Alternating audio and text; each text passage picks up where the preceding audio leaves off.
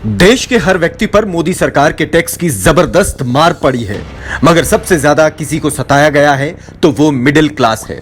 एक आम आदमी दिन रात की मेहनत के बाद जो पैसे कमाता है उस पर सरकार 30% तक टैक्स वसूल लेती है। बाजार से कुछ भी सामान खरीदता है तो फिर सरकार 18% जीएसटी वसूल लेती है। मोबाइल या कोई महंगा आइटम खरीद लिया तो सरकार 28% जीएसटी वसूलती है। गाड़ी खरीदते ही रोड टैक्स, सड़क पर चलते ही टोल टैक्स वसूलती है। बच्चों को पढ़ाने के लिए टैक्स, इलाज के लिए दवाइयों पर टैक्स। मोदी सरकार हर चीज पर जीएसटी लगाकर आम आदमी की कमाई का बड़ा हिस्सा छीन लेती है। इतना टैक्स देकर जेब में कुछ बचता है तो यही आम आदमी एफडी कराता है तो उस पर भी मोदी 30% तक टैक्स वसूल लेते हैं। सोने या प्रॉपर्टी में निवेश करता है तो उस पर भी मोदी ने इंडेक्सेशन खत्म कर दिया। बैंक के कम ब्याज से परेशान होकर शेयर मार्केट में पैसा लगाता है तो उसके मुनाफे में भी मोदी पहले 15% टैक्स लेते थे तो अब 20% तक टैक्स वसूली करेंगे।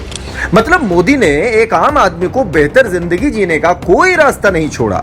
आम आदमी अगर कमाएगा नहीं तो मोदी की महंगाई मारेगी और कमाएगा तो मोदी की टैक्स वसूली मारेगी। लेकिन सवाल ये उठता है कि एक आम आदमी की गाढ़ी कमाई का बड़ा हिस्सा टैक्स के रूप में मोदी सरकार वसूल लेती है, लेकिन उसके बदले उसे मिलता क्या है? टूटी सड़कें जिस पर गाड़ी चलाने के लिए रोड टैक्स दिया था, पटरी से उतरती रेल, चौपट कानून व्यवस्था, चौपट होती शिक्षा व्यवस्था, लीक होती परीक्षाएं, लंबे लंबे बिजली के कट लगते हैं जिससे बचने के लिए इन्वर्टर खरीदना पड़ता है और फिर मोदी जी यहां भी आ जाते हैं और इन्हें लग्जरी आइटम बताकर 28% तक टैक्स वसूल कर लेते हैं और अंत में एक आम आदमी के हाथ में जो कुछ भी बचता है वो महंगाई की भेंट चढ़ जाता है। यही है मोदी राज में आम आदमी की दुर्दशा की कहानी। गरीब मध्यम वर्ग और गरीब होता जा रहा है और मोदी, बीजेपी और उनके चहेते पूंजीपति मित्र और अमीर होते जा रहे हैं।